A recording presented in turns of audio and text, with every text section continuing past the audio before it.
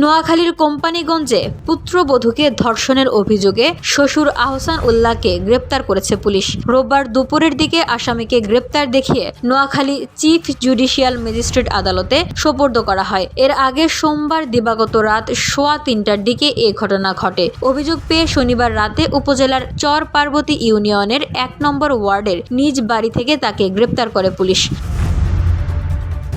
ভুক্তভোগী ও মামলা সূত্রে জানা যায়, নির্যাতিত গৃহবধূর স্বামী দুবাই প্রবাসী। তিনি তার এক সন্তান নিয়ে শ্বশুর শাশুড়ির সঙ্গে একই বাড়িতে একই বসতঘরে ভিন্ন ভিন্ন কক্ষে বসবাস করতেন। শ্বশুর আহসান উল্লাহ বিভিন্ন সময় পুত্রবধূকে কুরুচিপূর্ণ কথাসহ খারাপ কাজের ইঙ্গিত দেয়। ভুক্তভোগী বিষয়টি স্বামী শাশুড়িকে জানালেও তারা বিষয়টি কর্ণপাত করেনি। গত সোমবার রাত 10টার দিকে ভিকটিম প্রতিদিনের ন্যায় নিজের ঘরে কন্যা সন্তানকে নিয়ে ঘুমিয়ে পড়ে। সেহরি খাওয়ার আগে শ্বশুর কৌশলে পুত্রবধূর কক্ষে প্রবেশ করে। ওই সময় তিনি পুত্রবধূকে ঘুমন্ত অবস্থায় ধর্ষণ করে। চিৎকার করতে গেলে শ্বশুর তার মুখ চেপে ধরে। পরে ভুক্তভোগী গৃহবধূ বিষয়টি তার স্বামী ও শাশুড়িকে জানান।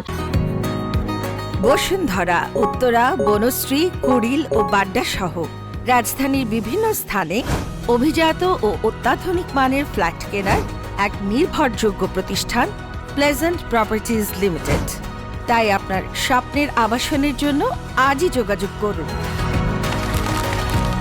Pleasant properties limited, where destiny matches eventually. Companiganj থানার ভারপ্রাপ্ত কর্মকর্তা গাজী মোহাম্মদ ফৌজুল আজিম বলেন, ভুক্তভোগী গৃহবধূ বাদী হয়ে এই ঘটনায় নারী ও শিশু নির্যাতন দমন আইনে মামলা করেছেন। ওই মামলায় শ্বশুরকে গ্রেপ্তার দেখিয়ে আদালতে হাজির করা হয়। ওই গৃহবধূকে স্বাস্থ্য পরীক্ষার জন্য 250 শয্যা বিশিষ্ট নোয়াখালী জেনারেল হাসপাতালে পাঠানো হয়েছে। VOD Bangla news desk.